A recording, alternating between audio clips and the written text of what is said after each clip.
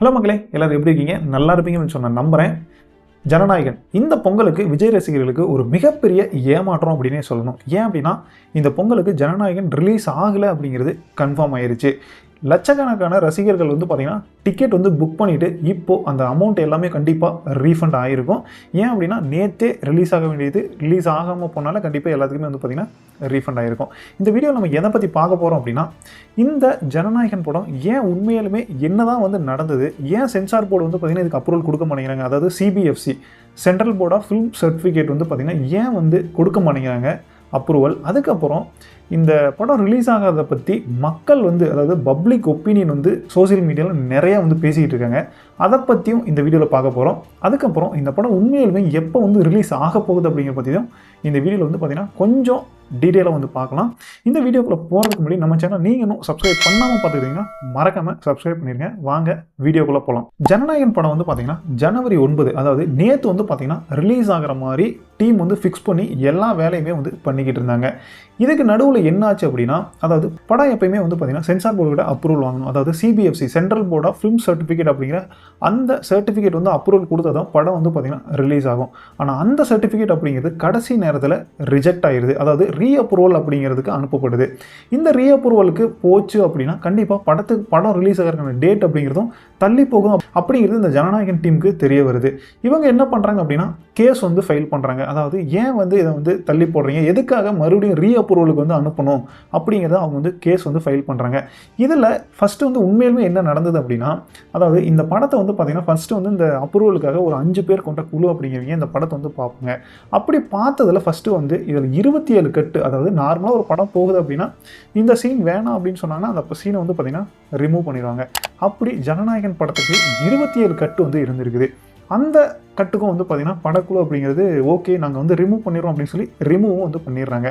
ஆனால் அதில் அந்த 5 பேரில் ஒரு ஆள் என்ன பண்ணுறாங்கன்னா சிபிஎஃப்சியோட சேர்மனுக்கு ஒரு லெட்டர் வந்து எழுதுறாரு. இந்த படத்துக்கு வந்து மறுபடியும் ரீஅப்ரூவல் அப்படிங்கிறது கண்டிப்பாக வேணும், ரீஅப்ரூவலுக்கு அனுப்புங்க அப்படின்னு சொல்லி லெட்டர் வந்து வச்சுறாங்க. இதனால் அவங்க வந்து பார்த்திங்கன்னா அப்ரூவல் கொடுக்குறத நிப்பாட்டிடுறாங்க. அதுக்கு அப்போ என்ன ஆகுது, அப்ரூவல் கொடுக்குறத நிப்பாட்டினாவே அதுக்கான டேட் அப்படிங்கிறது கண்டிப்பாக தள்ளி போயிடும். மறுபடியும் அப்ரூவல் வந்தால் தான் ரிலீஸ் பண்ண முடியும். இதனால தான் வந்து பார்த்திங்கன்னா ஜனநாயகன் டீம் வந்து கேஸ் வந்து ஃபைல் பண்ணிடுறாங்க. சொல்லப்போனால் ப்ரொடியூசர் வந்து கிட்டத்தட்ட ஒரு 500 கோடி ரூபாய் போட்டு படத்தை எடுத்து படத்தை வந்து பொங்கலுக்கு ரிலீஸ் பண்ணுனா படம் நல்லா ஓடிடும் அப்படிங்கிற ஒரு கனவுல இவங்க வந்து எல்லாமே ப்ரிப்பேர் பண்ணிக்கிட்டு இருந்தாங்க. ஆனால் இதில் என்னாச்சு, படம் வந்து ரிலீஸ் பண்ண முடியல அப்படிங்கிறது தெரிய வருது. உடனே வந்து கேஸ் ஃபைல் பண்ணுறாங்க. இதில் இந்த கேஸ் வந்து பார்த்திங்கன்னா நேற்று ஒரு மிராக்கிள் அப்படிங்கிறது நடக்குது. என்ன அப்படின்னா, நேற்று காலையில் நடந்த ஜட்ஜ்மெண்ட்டில் படம் வந்து ரிலீஸ் பண்ணுங்கள், அவங்களுக்கு அப்ரூவல் கொடுங்க அப்படின்னு சொல்லி ஜட்ஜ் வந்து தீர்ப்பு வந்து கொடுத்துட்றாங்க.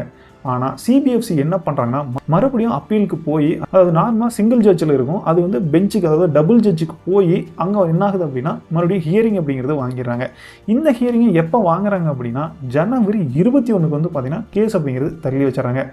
தள்ளி வச்சோன்னே டீமுக்கு கன்ஃபார்ம் தெரிஞ்சு போச்சு, இந்த படம் அப்படிங்கிறது ரிலீஸ் ஆகாது அப்படிங்கிறது தெரிஞ்சு போச்சு. இதனால் டீம் வந்து பார்த்திங்கன்னா ஒரு மிகப்பெரிய ஒரு வருத்தத்தோட போஸ்ட் வந்து போடுறாங்க.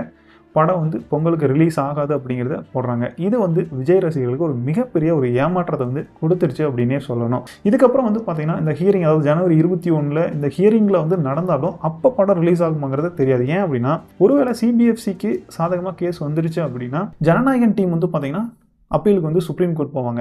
இல்லை படம் வந்து ரிலீஸ் பண்ணலாம் அப்படின்னு சொல்லி ஹைகோர்ட் சொல்லிட்டாங்க அப்படின்னா சிபிஎஃப்சி என்ன பண்ணும், சுப்ரீம் கோர்ட்டுக்கு அப்பீல் போகும். இதனால் வந்து பார்த்திங்கன்னா அடுத்தது கேஸ் வந்து கொஞ்சம் கொஞ்சமாக இழுத்துக்கிட்டே தான் போகும் ஒழிய இதுக்கான ஃபைனல் ஜட்ஜ்மெண்ட் அப்படிங்கிறது எப்போ கிடைக்கும் அப்படிங்கிறது நமக்கு கன்ஃபார்மாக வந்து சொல்ல முடியாது. ஆனால் சிபிஎஃப்சி வந்து படத்தை வந்து ரிலீஸ் பண்ணக்கூடாது அப்படிங்கிறதுல ரொம்பவே ஸ்ட்ராங்காக இருக்காங்க அப்படிங்கிறது தெரிய வருது. ஏன் அப்படின்னா, நேற்று காலையில் நீங்கள் அப்ரூவல் கொடுங்க அப்படின்னு சொன்ன ஜட்ஜ்மெண்ட்டை ஈவினிங்கே வந்து பார்த்திங்கன்னா மறுபடியும் அப்பீல் போய் அதை வந்து ஹியரிங்கில் தள்ளி போட்டுறாங்க.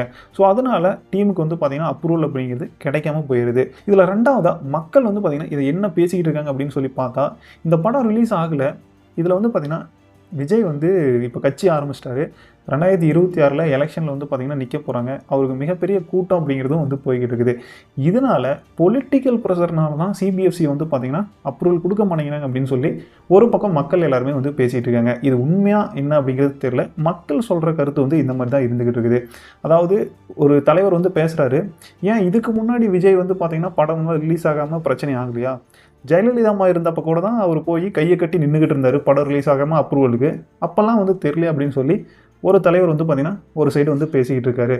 அதனால் இது வந்து சில பேர் என்ன சொல்கிறாங்கன்னா, இது வந்து காமன் தான். சில விஷயங்கள் வந்து படத்தில், அதாவது படம் இன்னும் ரிலீஸ் ஆகலை, படத்தில் எந்த மாதிரியான சீன்ஸ் வந்து இருக்குது அப்படிங்கிறது தெரியல. அதனால கூட வந்து பார்த்திங்கன்னா தள்ளி போகலாம் அப்படிங்கிற மாதிரி ஒரு சைடு வந்து பேசிகிட்டு இருக்காங்க. ஆனால் சில பேர் என்ன சொல்கிறாங்க, இல்லை இது பொலிட்டிக்கல் ப்ரெஷர் தான். இவர் இந்த டைமில் எலெக்ஷன் நிற்கிற டைமில் இந்த படம் வந்து மக்கள் மனசில் ஒரு மிகப்பெரிய மாற்றத்தை வந்து ஏற்படுத்திடும் அப்படின்னு சொல்லியும் ஒரு சைடு வந்து பார்த்திங்கன்னா பேசிக்கிட்டு இருக்காங்க. ஆனால் இது எது உண்மை அப்படிங்கிறது படம் ரிலீஸ் ஆனால் தான் தெரியும். அதில் உண்மையிலுமே அதாவது எலெக்ஷனுக்காக இந்த படம் ரிலீஸ் பண்ண போகிறாங்களா அப்படிங்கிறது தெரில. ஆனால் ஜென்ரலாக வந்து பார்த்தா ஒரு ப்ரொடியூசர் ஒரு 500 கோடி போட்டு படத்தை வந்து எடுத்து வச்சிருக்காரு. இதுக்கு பின்னாடி எவ்வளோ பேர் வந்து பார்த்திங்கன்னா டெக்னீஷியன்ஸ் ஒர்க் பண்ணியிருப்பாங்க, ஆர்டிஸ்ட் ஒர்க் பண்ணியிருப்பாங்க. அவங்களுக்கான சம்பளம் எல்லாமே ப்ரொடியூசர் தான் வந்து கொடுத்துருப்பாரு. அவர் கையிலேருந்து காசை போட்டிருப்பாரு. அவர் மறுபடியும் இந்த படம் ரிலீஸ் ஆனால் மட்டும்தான் அந்த பணத்தையே வந்து எடுக்க முடியும். ஆனால் படம் இப்போ வரைக்கும் எப்போ ரிலீஸ் ஆகுங்கிறது யாருக்குமே தெரியாத ஒரு விஷயமா வந்து இருந்துக்கிட்டு இருக்குது. அடுத்து 21ஆம் ஹியரிங் வந்து அந்த ஹியரிங்கில் மறுபடியும் என்ன ஜட்ஜ்மெண்ட் வரப்போகுது.